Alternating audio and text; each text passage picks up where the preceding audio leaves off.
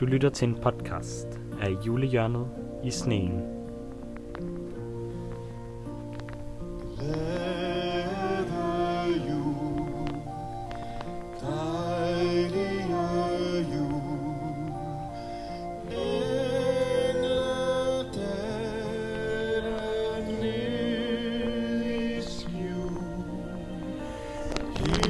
Mit navn er Santa Claus Julemand. Dette er en podcast, hvor vi dykker ned i de klassiske danske julesange og hører historien bag dem. Dette afsnit: Glade jul, dejlig jul.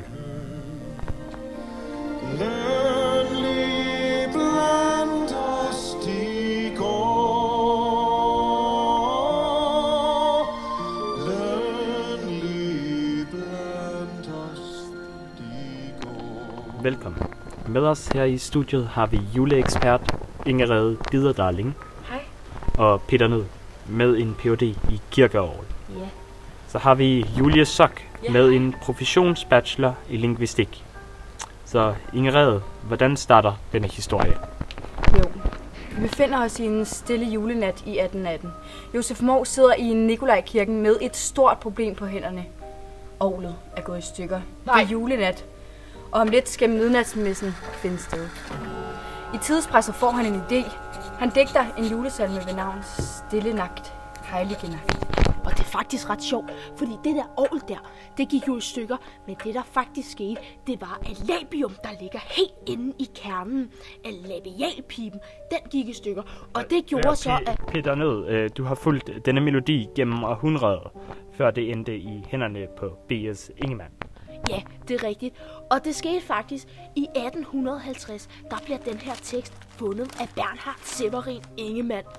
Og han bliver simpelthen ramt af en kæmpe inspiration.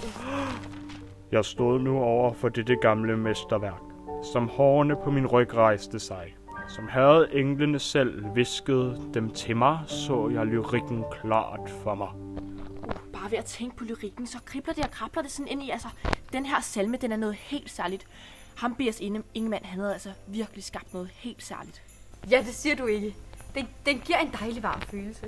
Ja, og så sådan, hvis vi kigger lidt nærmere her på teksten, ikke, så er der nogle smukke eksemplarer på de her sproglige virkemidlinger, der virkelig sådan katalyserer følelsen af julestemningen. Ja, julestemningen er en særlig størrelse. Visen her er jo i virkeligheden et smukt religiøst budskab, der ligesom hæfter sig til det kristne budskab om Jesu fødsel.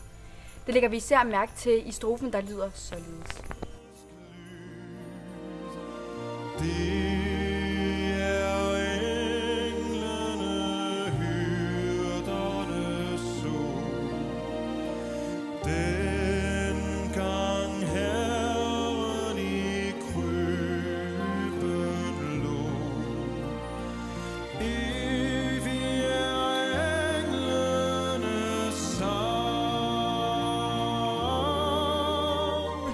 Strofer, de fremhæver virkelig den her glæde, der er i forbindelse med juletiden, og dermed også den her kristne tro, vi har i Danmark, hvor i hyrderne, som ligesom er et symbol for almindelige folk, altså os her, finder Jesus, som symboliserer glæden, som vi genoptager her ved den her decembertid. Så som jeg forstår det, og du må rette mig, hvis jeg misforstår, så er englenes sang en metafor for glæden. Og i og med, at den er evig, vil vi altid opleve den indre fryd, så længe vi bevarer kontakten med det åndelige. Ja, du har fat i det helt rigtigt. Det er simpelthen helt rigtigt. Jeg kunne ikke have sagt det bedre selv. Quiz-tid! Yeah! Quiz-tid. Så jeg har taget den her quiz her med hjemmefra, for ligesom at teste jeres paratviden. Så jeg vil simpelthen bare fyre det første spørgsmål afsted.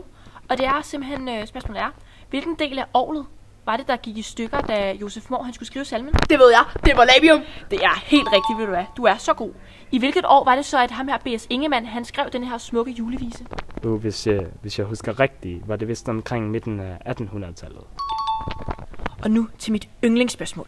Det er, hvilket sprogligt virkemiddel er der i verset evig af englenes sang? Ja, det var da et interessant spørgsmål. Jeg tror, det er en metafor. Ej, det var altså virkelig godt svar, det må jeg altså give dig. Og det var meget tæt på, men det rigtige svar, det var altså, at det er et symbol, der er i den her vers. Og nu til dagens lytteopringning. Har vi nogen på linjen? Hej. Hvem er det, jeg snakker med? Ja, hej. Det skulle vi faktisk lige til at spørge om. Nå ja, det ved jeg selvfølgelig godt. I er jo julestuen i sneen. Hej, Androkles. Hvordan går det på værtshuset? Det går sgu meget godt. Bortset fra, at jeg lige kom i tanke om den smukke julevise. Glade jul, dejlig jul. Og der undrer det mig lidt i strofe 1, vers 5. Der lyder salmen, lønlig i blandt os de går. Vil det så sige, at der var ligeløn, eller hvad?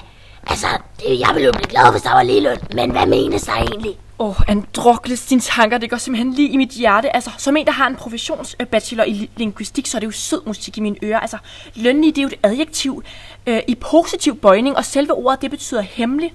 Og derfor kan vi ligesom tænke os frem til, at det her vers kan betyde, at englene og troen altid underbevidst vers med os i hele vores hverdag. Giver det mening? Mega god mening. Tak for det. Og tiden går så hurtigt, når man har et godt selskab, men vi bliver desværre nødt til at stoppe nu. Tusind tak, fordi I kom her, Julie Sok, Ingrid Diderdarling og Peter Malou. Velkommen. Vi ses i næste uge til endnu en julesang her i Julia.